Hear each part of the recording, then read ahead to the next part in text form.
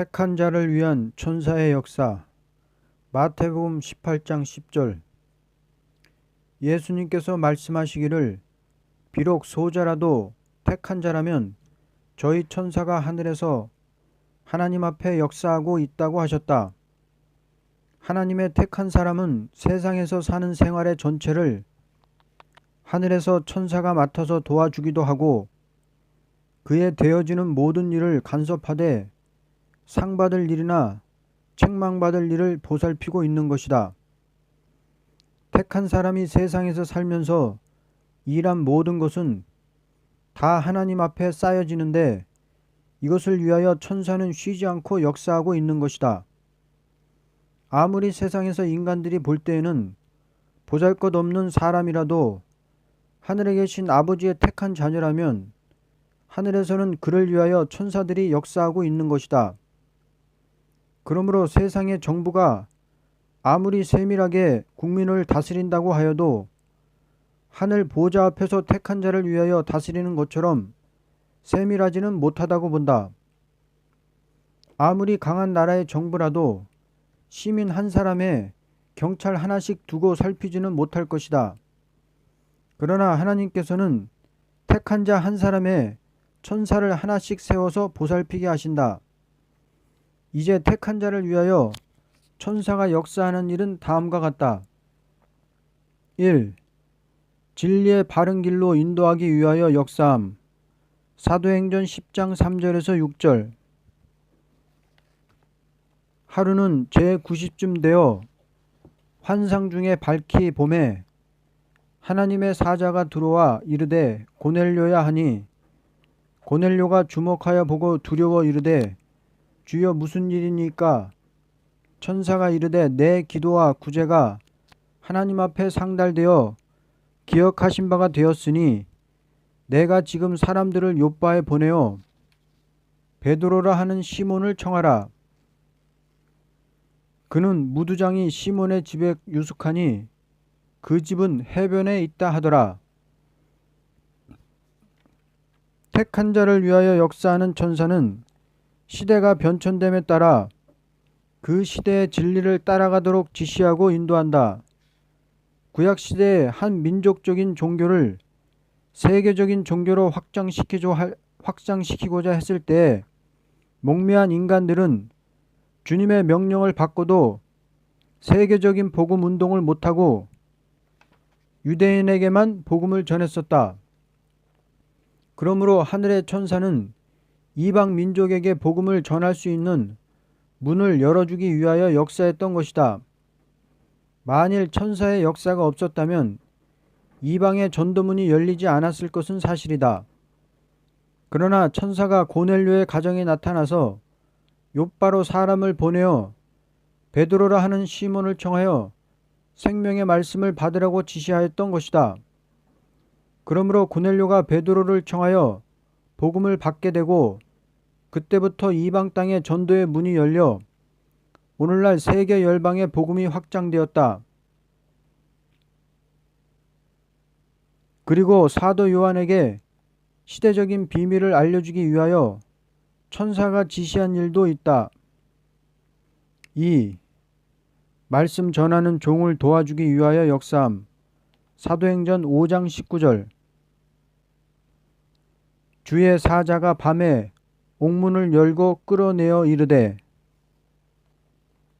하늘의 천사들은 각각 자기가 맡아 보호하고 있는 종이 있는데 그 종이 위험한 일을 당할 때에는 와서 도와주고 사명을 감당하도록 역사해 주는 것이다. 소위 대제사장들이 사도들을 복음을 전하지 못하도록 옥에 가두었을 때 천사가 와서 옥문을 열고 이끌어내어 성전에 가서 생명의 말씀을 백성에게 전하라고 하면서 도와주었던 것이다. 그리고 천사는 하늘에서 마귀와 싸우는 일도 하고 있다. 계시록 12장 7절. 마귀는 종들이 일하지 못하도록 방해할 권리를 가졌고 천사는 일하는 종들을 도와줄 권리를 가졌다. 그러므로 누구든지 목숨을 아끼지 않고 복음을 전하는 자라면 주의 천사가 도와주어야 할 의무가 있다. 누구든지 천사의 보호가 없이는 마귀와 싸우면서 복음을 전할 수가 없다. 3. 영혼을 잘 받들어 주기 위하여 역사함. 누가복음 16장 22절. 이에 그 거지가 죽어 천사들에게 받들려 아브라함의 품에 들어가고 부자도 죽어 장사되매. 천사는 택한 자가 죽지 않도록 보호할 책임도 있고 죽을 때에 그 영혼을 하나님 앞으로 받들어갈 책임도 있다. 그러므로 누구든지 택한 자는 세상을 떠날 때에 그의 천사가 와서 그 영혼을 잘 받들어 낙원으로 인도하는 것이다. 사람이 죽는다는 것은 그 사람 자체에 있는 것이 아니고 천사에게 달렸다고 본다. 천사가 보호하면 위험한 곳에서라도 죽지 않는 것이요, 천사가 그 영혼을 데리고 가면 어디서든지 죽게 되는 것이다. 그러므로 우리는 절대로 죽고 사는 것을 문제시할 필요가 없고 날마다 맡은 사명에 충성을 다할 것뿐이다. 왜냐하면 천사는 하나님의 명령에 따라서 택한 자를 지도하고 있기 때문이다. 4. 행하는 일을 하늘에 쌓아두기 위하여 역사함. 마태복음 18장 10절. 삼가 이 작은 자 중에 하나도 없인 여기지 말라. 너희에게 말하노니 그들의 천사들이 하늘에서 하늘에 계신 내 아버지의 얼굴을 항상 배옵느니라. 우리 사람이라는 것은 과거에 자기가 했던 일을 다 잊어버리고 만다. 그러나 택한 자를 맡은 천사는 그 사람이 세상에서 하는 일을 모두 간섭하며 그 상을 하나도 잃지 않도록 하늘에 쌓아두는 역사를 하고 있다. 택한 사람이 날마다 하는 일이 자기 이름이 있는 생명책에 기록되는 것은 택한 자를 맡은 천사의 활동이 있으므로 되는 것이다. 그러므로 택한 자가 매일같이 사는 생활의 전부는 하늘에 상급이 쌓여지게 된다. 그리고 천사는 자기가 맡은 사람의 계급이 올라가면 갈수록 더욱 기뻐하는 것이다. 스가랴 3장 1절에서 5절에 하나님의 종에게 사단의 피해가 있었지만 정한 관을 씌우며 옷을 입히고 여호와의 사자가 같이 했다는 것은 어려운 시험을 통과한 종에게는 천사가 항상 받들어 섬길 책임이 있다는 것을 뜻한 말이다. 예수님도 광야에서 마귀 시험을 이긴 다음에 가서야 천사가 수종 들었다는 것을 보면 하나님의 아들이라도 시험을 통과해야만 천사가 같이 한다는 것을 알 수 있다. 마태복음 4장 11절. 사람이 세상에 나서 사는 데 있어서 택한 사람에게는 천사의 역사가 항상 같이 하므로 바른 길을 가게 되고 원수를 이기게 되고 완전한 왕권을 받는 데까지 들어가게 되는 것이다. 결론.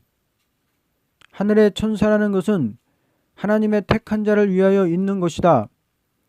하나님께서는 완전한 나라를 이루기 위해서 택한 자를 꾀어보는 마귀도 허락하고 도와주는 천사도 허락하셨다. 그러므로 택한 자를 꾀어보는 일도 하시고 인도하고 보호하는 일도 있게 하셔서 누구든지 하나님의 말씀을 순종하는 자는 마귀가 시험하는 것도 다 상급을 받는 조건이 되게 하며 천사가 수종드는 일을 하게 해서 영광을 받게 하시는 것이다. 제단의 응답과 역사. 누가복음 1장 8절에서 17절. 하나님께서는 언제나 제단의 응답이 있으므로 새로운 역사가 일어나게 하시는 것이다. 아무리 예루살렘 성전에 부패한 자들이 많이 있다 하여도 그 제단의 응답이 있음으로써 은혜 시대의 새로운 역사가 시작되었다. 소위 제사장이라는 사람들이 너무 부패했지만 그 성전 제단의 응답이 내림으로써 예수님을 위하여 앞서 길을 예비할 세례 요한을 낳게 되었다. 그러므로 참된 제사장 사가랴에게 응답이 오는 거기서부터 메시아를 영접할 준비를 가지게 된 것이다. 이제 제단 응답과 역사에 대하여 본문으로 증거하자면 다음과 같다. 1.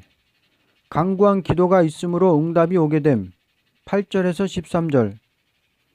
마침 사가랴가 그 반열의 차례대로 하나님 앞에서 제사장의 직무를 행할세 제사장의 전례를 따라 제비를 뽑아 주의 성전에 들어가 분향하고 모든 백성은 그 분향하는 시간에 밖에서 기도하더니 주의 사자가 그에게 나타나 향단 우편에 선지라. 사가랴가 보고 놀라며 무서워하니 천사가 그에게 이르되 사가랴여 무서워하지 말라. 너의 간구함이 들린지라. 내 아내 엘리사벳이 내게 아들을 낳아 주리니 그 이름을 요한이라 하라. 응답이라는 것은 사람 편에서 간구가 없이는 있을 수 없다. 사가랴와 엘리사벳은 아들이 없으므로 무조건 아들을 구했지만 그 기도가 상달됨에 따라 메시아를 영접할 마지막 선지를 그들에게 주셨던 것이다. 하나님의 역사라는 것은 목매한 인간들이 구하지 못한 것이라도 응답을 받을 수 있는 자격이 있다면 그 사람에게 뜻이 이루어지도록 응답하실 때에 의심할 정도로 주시게 된다. 사가랴는 이미 자기가 간구한 바가 이루어진다 하여도 너무나 놀라운 일이므로 의심했다는 조건에서 10개월간 벙어리가 되었던 것이다. 언제나 하나님께서는 제단의 응답을 내리시되 징계를 하면서라도 역사하시는 것이다. 왜냐하면 사람은 너무 부족하므로 하나님의 놀라운 섭리를 다 믿지 못하기 때문이다. 제사장 사가랴에게 마지막 선지가 나게 되어 메시아를 영접할 줄은 사람으로서 알지 못했으나 하나님께서는 징계를 하면서라도 알게 하셨던 것이다. 그러므로 예루살렘 성전이 아무리 황폐화될 앞을 놓고라도 하나님께서는 당신의 제단에 응답이 내려 새로운 역사를 개척하셨다. 구약 때 예루살렘 성전의 제단과 예수님과의 연결성은 어떠하다는 것을 우리는 알아야 한다. 과거의 율법적인 성전은 메시아를 기다리던 성전이었으므로 그 제단의 응답으로 잉태된 요한은 메시아를 위하여 모든 사람들에게 길을 예비시키는 것으로 끝을 맺게 되었다. 왜냐하면 구약시대라는 것은 완전한 역사가 아니요 완전 역사가 올 것을 위하여 예비에 불과한 성전이기 때문이다. 2. 많은 사람이 기뻐할 일이 됨. 14절. 너도 기뻐하고 즐거워할 것이요 많은 사람도 그의 태어남을 기뻐하리니. 하나님의 응답이라는 것은 언제나 택한 자에게 기뻐할 일로 오게 되는 것이다. 메시아를 기다리고 사모하던 이스라엘에게 메시아를 영접할 준비를 갖추기 위하여 세례 요한이 온다는 것은 너무나 기쁜 일이 아닐 수 없다. 예를 든다면 귀한 손님이 올 때 어떤 사람이 앞서 와서 저기에 기뻐할 사람이 오고 있다고 알려준다면 그 소식을 들은 사람은 집에 가만히 앉아 있지를 않고 일어나 마중을 나가게 될 것이다. 이와 같이 하나님의 아들인 예수님께서 이 세상에 오셨다는 소식을 전할 사람이 나게 된다는 것은 인간들의 큰 기쁨이 된다. 예수님을 영접할 준비를 할 사람은 외식하는 제사장의 가정에서 나게 되는 것이 아니고 하나님께 상달되는 기도를 드리는 참된 제사장의 가정에 응답이 있으므로 나게 되었다. 이와 같이 재림의 주가 오실 때에도 많은 사람이 강단에서 말씀을 증거하고 교회에서 예배를 보고 있지만 참된 기도를 상달시키는 종의 가정에서라야 그 소식을 나가 알려줄 사명자가 나오게 될 것이다. 아무리 같은 교회 안에 있다 하여도 기도가 상달되는 집도 있고 상달되지 않는 집도 있다. 그러므로 제단의 응답이라는 것은 참된 종의 상달되는 기도를 통하여서만 나리게 되는 것이다. 지금도 많은 사람들이 성전에서 기도를 하고 있지만 누구든지 다 응답이 오는 것이 아니고 기도가 상달되는 자라야 기뻐할 응답이 오게 된다. 3. 많은 열매가 있게 됨. 15절에서 17절. 이는 그가 주 앞에 큰 자가 되며 포도주나 독한 술을 마시지 아니하며 모태로부터 성령의 충만함을 받아 이스라엘 자손을 주 곧 그들의 하나님께로 많이 돌아오게 하겠음이라. 그가 또 엘리야의 심령과 능력으로 주 앞에 먼저 와서 아버지의 마음을 자식에게 거스르는 자를 의인의 슬기에 돌아오게 하고 주를 위하여 세운 백성에 준비하리라. 신약 시대를 완전히 이루는 모든 사도들은 다 세례 요한의 열매라고 본다. 왜냐하면 세례 요한의 전도를 받고 예수를 따라왔기 때문이다. 다시 말하면 12사도가 나온 것은 제단 응답이 있음으로써 나오게 되었다는 것이다. 기도라는 것은 한 사람만을 위하여 이루어지는 것이 아니고 대중을 위하여 이루어지는 것이니 한 사람의 기도가 상달되므로 대중을 살리는 응답이 오되 제단을 통하여 오게 된다. 재림의 주가 오실 때에도 대중을 살리는 응답이 제단을 통하여 올 것을 이사야 19장 19절에 말씀했다. 아무리 예루살렘 성전에서 부패한 교권주의자들이 세례 요한을 반대하고 예수를 반대하고 사도들을 반대하지만 이미 하나님의 응답은 그들에게 내렸던 것이다. 오늘날 한 교회에서 예배를 보는 자 중에서도 재림의 주를 영접할 응답을 받는 자도 있고 오히려 모르고 반대하는 자도 있다. 결론. 아무리 사람들이 부패했다 해도 하나님께서는 적은 소수에게 응답을 내려 새로운 비밀을 알게도 하시고 새로운 역사를 하게도 하시는 것이다. 많은 제사장들이 성전에 왕래하고 있었지만 오직 사가랴가 분향을 올릴 때에 주의 천사가 나타나서 새로운 역사의 비밀을 알려주었던 것이다. 이와 같이 지금도 세계적인 비밀을 바로 알고 역사할 자는 다수가 아니요 적은 소수일 것은 분명하다. 택한 자의 산 믿음. 요한복음 10장 22절에서 29절. 참된 종교의 신앙이라는 것은 어떤 의식이나 법도나 사람의 기도에 따라서 있는 것이 아니다. 기독교의 산 믿음이라는 것은 오직 택한 자라야 믿어지는 것을 말한다. 사람이 하나님을 찾는 것이 산 믿음이 될 수 없고 하나님께서 택한 자에게 선물을 주는 믿음이 산 믿음인 것이다.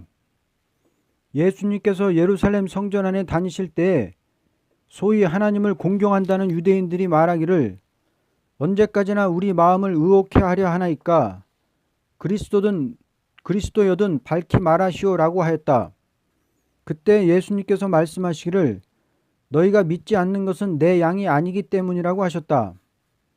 하나님의 아들이 하나님을 공경하는 사람들을 보고 내 양이 아니라고 하신 것을 보면 믿음이라는 것은 주님의 택한 사람이라야만 있게 된다는 것을 알 수 있다.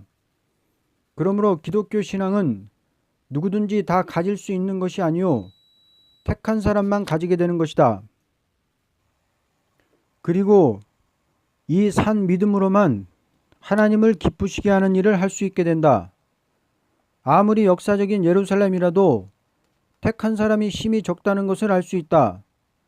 수많은 유대인들이 성전에 왕래하면서 하나님을 공경하였지만 지극히 적은 소수가 예수를 믿고 그 밖에 많은 사람들이 다 예수를 믿지 않고 회방하다가 망한 것을 본다면 택한 양은 유대인에게만 있는 것이 아니라는 것을 알 수 있다. 그러므로 어느 나라의 사람이든지 모태로부터 택한 자가 있는데 이 자를 찾기 위하여 역사할 때에 택한 자에게 믿어주도록 하는 일을 하나님께서 하시는 것이다.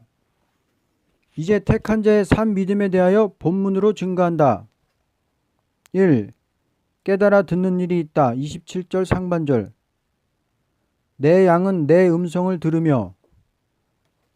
세례 요한이 유대 광야에서 외칠 때에는 많은 사람이 모여들었지만 나사렛 예수를 가리켜 세상 죄를 지고 가는 어린 양을 보라고 할 때에 예수님을 따라가는 자는 힘이 적었다. 그러나 택함을 받은 사람은 어린 양을 보라고 할 때에 벌써 메시아인 것을 깨달았던 것이다. 이와 같이 산 믿음이라는 것은 모든 사람들이 깨닫지 못하는 일을 듣고 깨닫는 데서부터 시작된다. 예를 든다면 아무것도 모르는 어린 양이라도 자기 목자의 음성은 잘 알아듣는 것이다. 이와 같이 택한 자가 참된 진리를 듣고 깨닫는 것은 자기 스스로가 아니요 벌써 하나님께 속한 자이므로 그 심령이 깨달아지게 된다.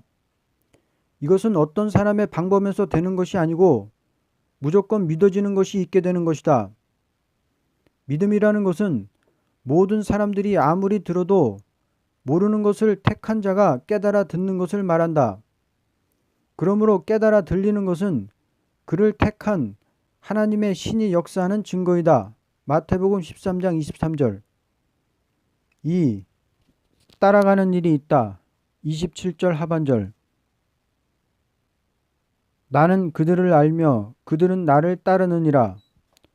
인생이라는 것은 따라가는 데 의하여 죽느냐 사느냐에 놓이게 되고 망하느냐 흥하느냐 하는 문제가 결부된다. 산 믿음이라는 것은 아무리 고생스러워도 핍박이 있어도 예수님을 따라가게 되는 것이다.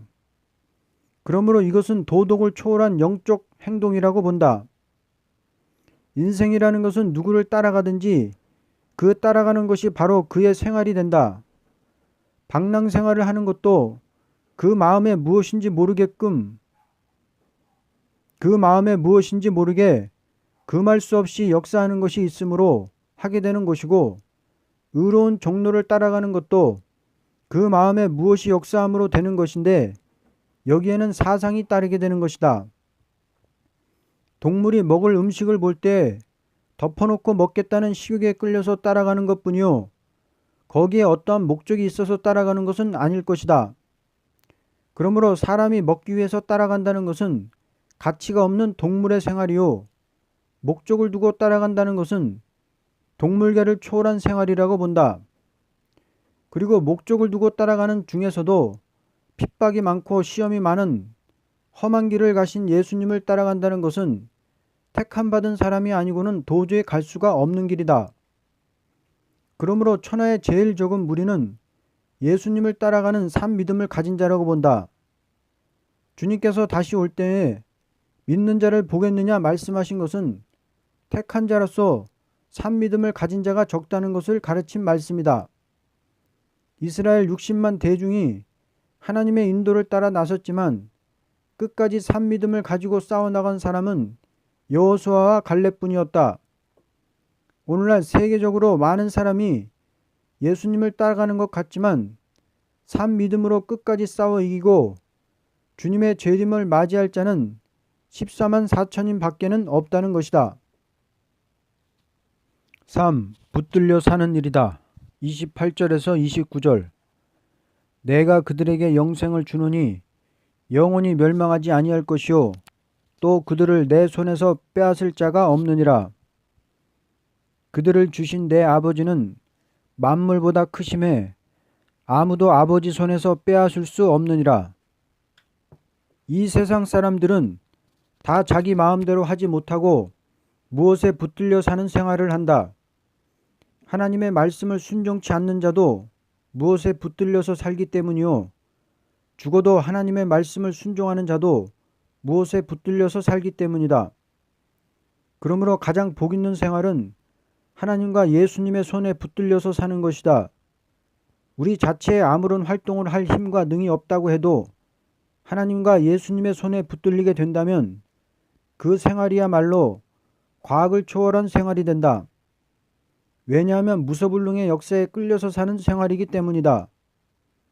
오늘의 세상이 소위 문명이라는 것을 자랑하지만 이것은 과학적인 기계에 붙들린 것이다. 오늘날 세계적인 전쟁이라는 것도 과학적 원자무기가 무서워서 떠는 전쟁이므로 그게 기계에 붙들린 것이라고 볼 수 있다. 그러나 택한 자의 산 믿음이라는 것은 대자연을 창조하신 하나님의 손에 붙들린 것이다.